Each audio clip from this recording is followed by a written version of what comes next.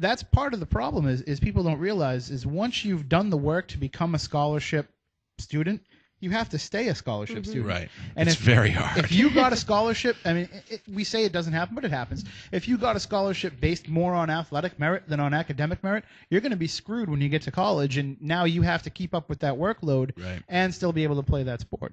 Yeah. Well, that's what I faced when I was when I played Division I college. Nothing.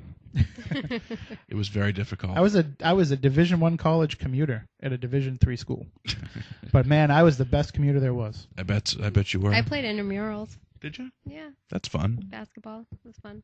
Did you win? Are you in the Hall of Fame of intramural sports? No, I'm not. Okay, fair enough. Frisbee on the quad? No. No, frisbee. I'm not very Ultimate good at frisbee?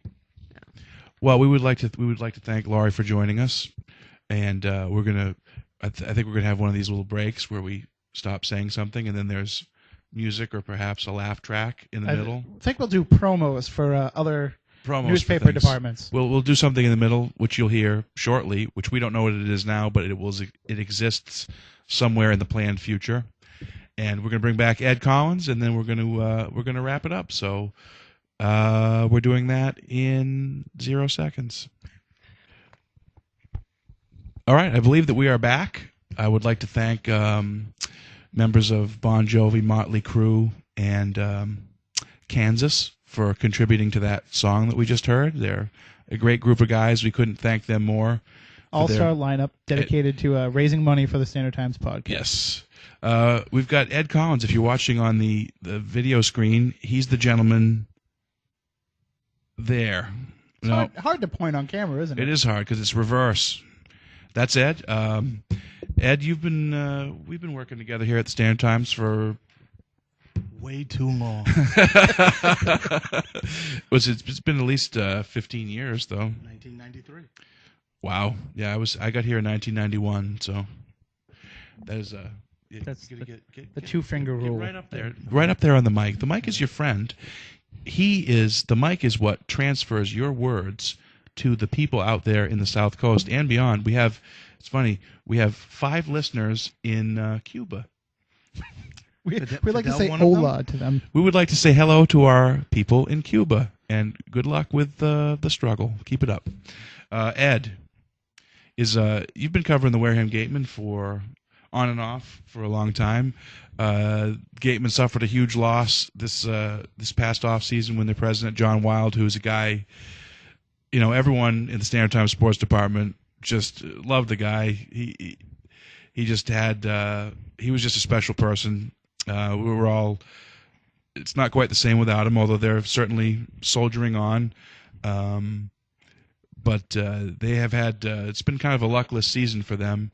And what is their record? Is I think they're 6-5-1. They're right around 500, which is actually an improvement over their last couple of years, where they've had a couple of rough seasons. They were waiting for a lot of players to return from the College World Series. Right. So they just added a couple of players from Texas and some kids from Arkansas, and I believe Arizona State. They play in the Cape Cod League here, which is really the we talked about the Bay Sox, who play in this New England Collegiate Baseball League, which is kind of the number 2 league to the Cape Cod's number 1 league, and it's there's a fairly wide chasm in talent there where almost everyone who plays in the Cape League is Division I. In a lot of cases, they're the best of Division I. Well, they're the best freshmen and sophomores. That's right. Best of the underclassmen. So what is the rule?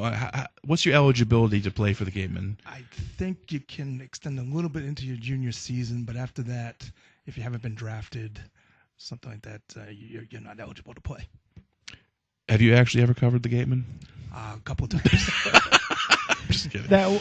It's a fuzzy area though, because it's mainly sophomores and freshmen, because once you get past those first 2 years of college baseball, I believe you become draft eligible. Okay, so you want to make sure that they're retain their amateur status. You don't want to sign someone and then have a chance of them not being able to come, and then you have to fill the roster spot.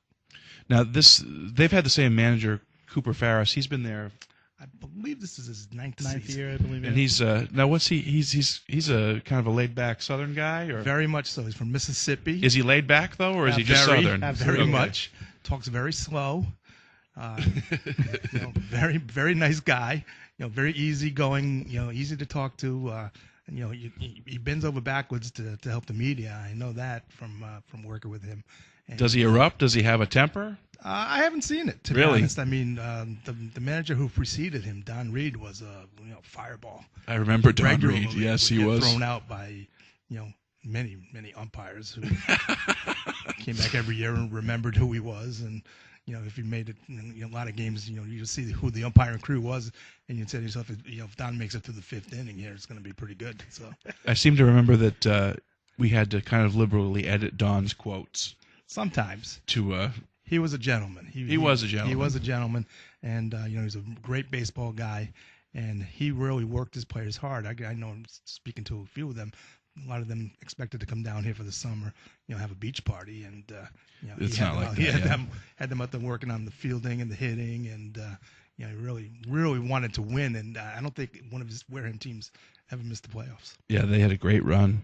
The one of the basically the summer slate of sports here in the South Coast. There's a lot of local golf, along to go with the local baseball and the youth sports that are going on. But we just had a New Bedford kid, Kevin Silva, play in the U.S. Open, For the second straight year. which is kind of it's a heck of an achievement because the field's 150 deep and that's not many spots. He has won sectional qualifiers the last 2 years in New York to get into the tournament. He played at Torrey Pines in 2008 and at Bethpage Black this last month. Unfortunately, didn't make the cut at either of those tournaments.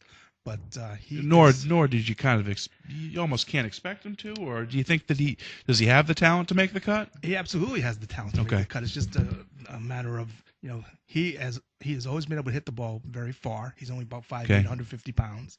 Can hit the ball very far. Keeps it in the fairway. The thing that has been holding him back in the past has been the short game. The shots from 100 yards in and around the green.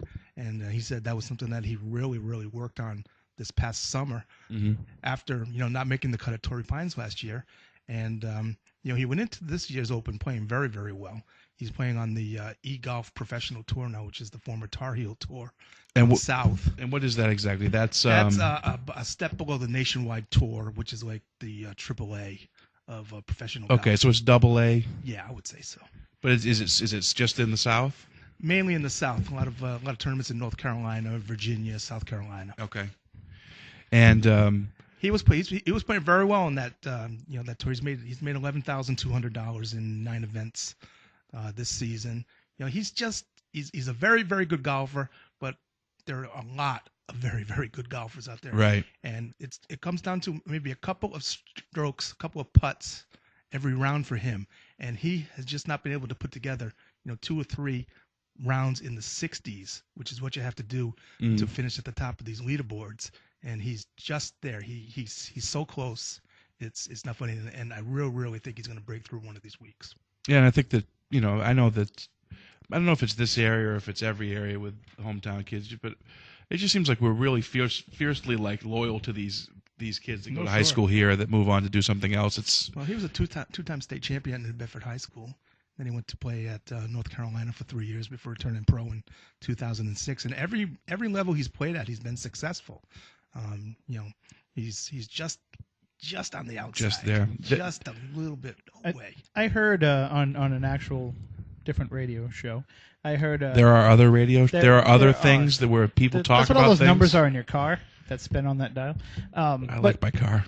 There was an interview with, we'll just say, a local sports talk host who is known to be a really good golfer, and also with Brad Faxon, and they were talking about the different players going into the Open, and they mentioned Kevin Silva. So I turned the radio up because, they're talking about a local guy. And to hear them saying, what a great player he is, how much improvement he's made, and to say, again, the same thing you said, he's got that drive, he just has to work on the short game, and it seems like he's figuring it out. It lets us know that we're not the only ones paying attention. I mean, people who know the sport are keeping an eye on this kid. Yeah. Well, yeah, he's very, very close. I mean, How old is he, Ed? he's 25 years old.